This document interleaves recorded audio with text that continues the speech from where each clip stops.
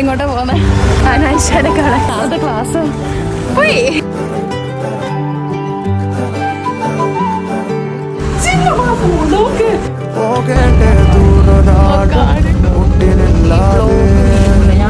കാണേണ്ട കാടുകൾ കരകൾ നിലയ്ക്കാതെ പോകേണ്ട ദൂരൊരാളും കാത്തു നിൽക്കാതെ കേൾക്കേണ്ട കിസ്സകൾ കഥകൾ നിലയ്ക്കാതെ